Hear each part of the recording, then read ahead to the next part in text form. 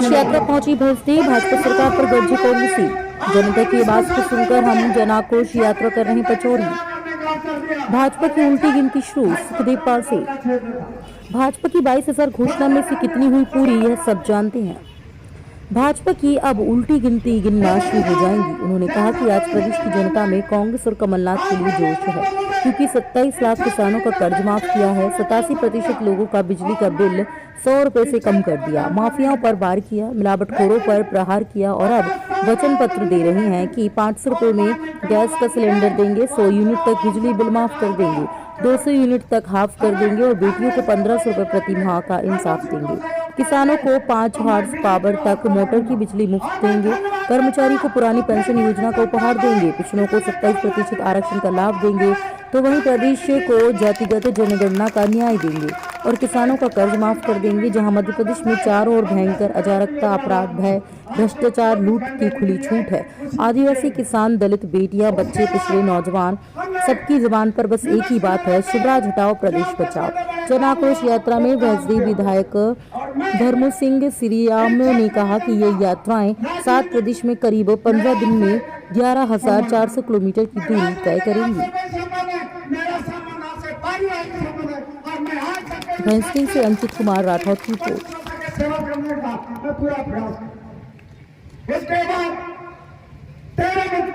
में बैठे होंगे, पान ठेले में बैठे होंगे, किराना दुकान में बैठे होंगे, होटल में बैठे होंगे, उससे निवेदन है कि अपने नेताओं से कहो हमें जन आशीर्वाद नहीं, हमें माफी यात्रा निकालना चाहिए। और वो इसलिए क्योंकि 18 साल की सरकार में झूठे वादे, झूठी घोषणा, इसके लिए माफी यात्रा निकालनी चाहिए।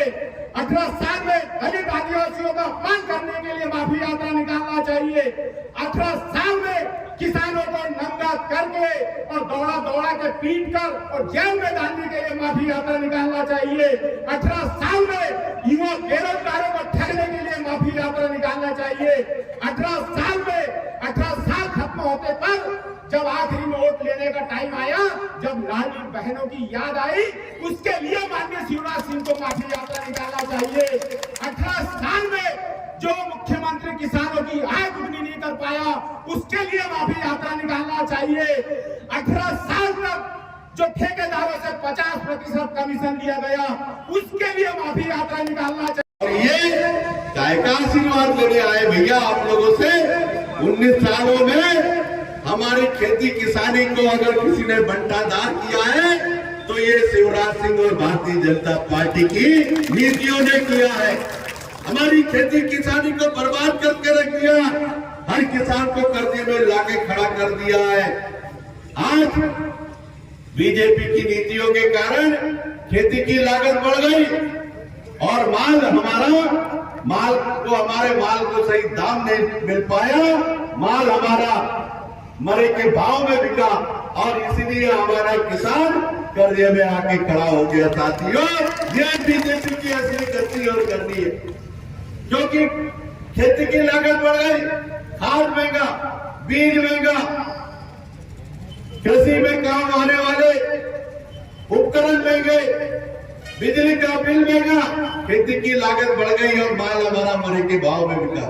और इसलिए कमलनाथ जी को चिंता हुई कि बीजेपी की सरकार ने तो हमारे किसानों को कर्जदार बना दिया है कि मैं चाय बेच कर प्लेटफॉर्म में मैं प्रधानमंत्री, बहुत अच्छी बात है प्रधानमंत्री बनी। हमारे प्रदेश का मुख्यमंत्री होता कि मैं किसान का बेटा हूँ, मैं किसानी से मुख्यमंत्री हूँ, बहुत बहुत धन्यवाद। लेकिन आप बताओ, जो चाय बेचने वाला 22 विधायकों को करोड़ों में कहां से खरीदता, ये पैसा कहां से आया? किसान का मां कहता है मैं किसान का बेटा हूँ, किसान के पास कैसे पैसा कहां से आया? आज आप देख रहे हैं टमाटर, जो किसान भाई टमाटर का जो सीड डालता है वो उसके पैकेट में भी पैसा नहीं। ये पैसा कहां से आता मैं आपको बताता हूँ। ये पैसा आता है गैस सिलेंडर, जो 450 रुपए में मिलने वाला गैस सिलेंडर 1100 में दे रहा है। अरे रक्षाबंधन में कहा मुख्यमंत्री ने कि मैं 450 रुपए में पहले को गैस सिलेंडर दूंगा।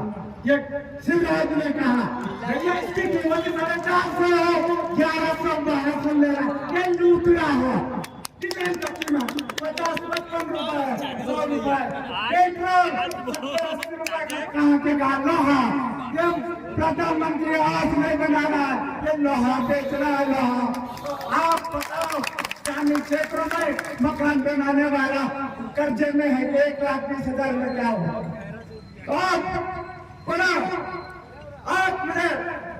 आप लोग अगर सतर्क रहिए और जब माननीय कमलनाथ जी मुख्यमंत्री बने और उन्होंने वचन पत्र में कहा था कि अगर कांग्रेस की सरकार आएगी तो मैं जरूर किसानों का कर्ज माफ करूंगा और पेंशन 300 से 600 रुपए 100 यूनिट 100 रुपए। इन्होंने तमाम ऐसी योजना के माध्यम से केवल उनका 1 साल का कार्यकाल रहा और इस समय हमने 1 साल के कार्यकाल में हमने 6-7 रोडें ब्रिज और धन्यवाद इस बात का जो हमारे जिले के पीएचई मंत्री थे उन्होंने उनके माध्यम से जल जीवन मिशन का कम से कम 40 से 50 योजना को इस क्षेत्र में जो काम हो रहे हैं आज वो काम माननीय सुरदेव पांसे जी की देन है जो आज हर गाँव में चलते हैं। और हमारा लगातार प्रयास है 2008 के बाद आप लोग सतर्क रहे। जब कमलनाथ जी ने अच्छी योजना की शुरुआत की और इन्होंने सरकारें गिराई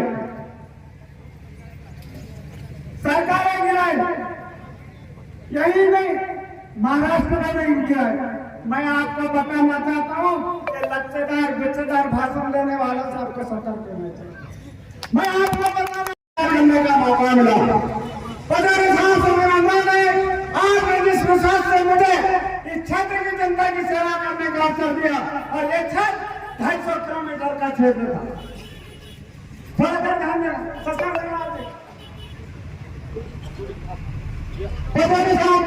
ध्यान से ध्यान दें। आपके नेतृत्व में मुझे इस क्षेत्र की जनता की सेवा करने का अवसर दिया और मैं इस क्षेत्र को जानता भी नहीं था, लेकिन 50 साल गांवों में बिजली नहीं थी और माननीय कमलनाथ जी ने चुनाव आम सभा में कहा था कि अगर हमें कांग्रेस को सहयोग करेंगे, रणजीत सिंह को सहयोग करेंगे तो मैं बिजली की व्यवस्था करूंगा। और मैं धन्यवाद देता वो भीलपुर की जनता को जिन्होंने कमलनाथ जी की बात को मानते हुए कांग्रेस की जीत दिलवाई और माननीय कमलनाथ जी ने राजीव गांधी मिशन के माध्यम से 85 करोड़ की योजना लागू की। आज जो 24 घंटे बिजली है उसी की देन है। उसके बाद हमने विपक्ष में रहते जो हमसे छोटे बड़े काम हुआ वो काम किया और मैं इस क्षेत्र की जनता राजनीतिक मेरा आपसे संबंध है, मैं राजनीतिक आपसे कोई संबंध है, मेरा संबंध आपसे पारिवारिक संबंध है और मैं आज तक इस हद तक स्वच्छता के सेवा करने का मैं पूरा प्रयास करूँ।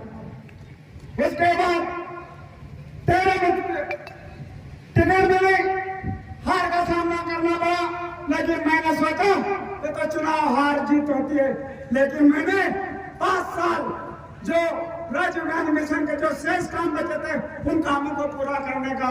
मध्य प्रदेश में कांग्रेस की सरकार बनेगी, मध्य प्रदेश में मुख्यमंत्री कमलनाथ जी बनेंगे। कांग्रेस की सूची बहुत कुछ तय हो गई है और उसमें सर्वसम्मति बन गई है। मैं चूंकि स्क्रीनिंग कमेटी का मेंबर हूं इसलिए मुझे इसकी जानकारी है, लेकिन अधिकृत रूप से मैं इसलिए नहीं बोलता हूं और न बोल सकता हूं कि ये बताया गया है कि इसकी अधिकृत घोषणा थोड़े दिनों के बाद की जाएगी। लेकिन मैं इतना तो यहाँ इस पावन धरती पे रहस्य खोल के जा रहा हूँ कि बहुत अच्छे वातावरण में एक मत होके टिकटों के फैसले। आखिरी साहब कितनी सीट कांग्रेस पार्टी जनता के बीच में क्या मैसेज पहुँचाना चाह रही है? देखिए, मध्य प्रदेश में डबल इंजन की सरकार है, केंद्र में भारतीय जनता पार्टी की सरकार है, प्रधानमंत्री नरेंद्र मोदी है। मध्य प्रदेश में भारतीय जनता पार्टी की सरकार है, मुख्यमंत्री शिवराज सिंह चौहान है। दोनों जगह डबल इंजन की सरकार फेल हो गई।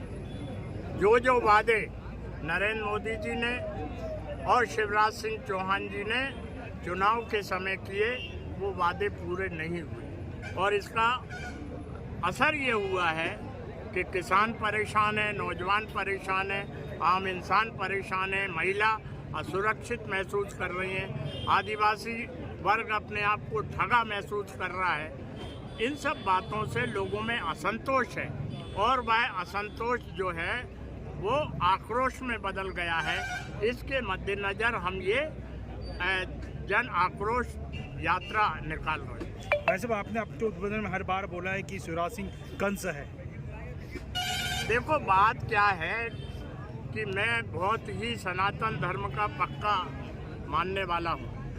मैं जो हमारे यहाँ वेद शास्त्रों में उल्लेख है, द्वापर युग का, त्रेता युग का और बाकी युग का, उसमें समय समय पर जो घटनाएं घटित हुई हैं उसका जिक्र किया है। कल युग में भी यही हो रहा है, जहाँ हम कृष्ण के मामा के रूप में कंस को याद करते हैं, रावण के मामा के रूप में हम मरीच को याद करते हैं। मध्य प्रदेश में दुर्भाग्य से हमेशा अत्याचार अनाचार को बढ़ावा देने वाले मामा के रूप में हम शिवराज सिंह चौहान को याद करते हैं। आपने कहा कि इस बार हरदा में कमल पटेल जाने वाले हैं और कमलनाथ आने वाले हैं। हाँ, हम हरदा में के आए, हमारे साथ जैन साहब भी थे। पहली बार ऐसा हुआ है कि हरदा में एक अविस्मरणीय ऐतिहासिक कांग्रेस की जनसभा हुई।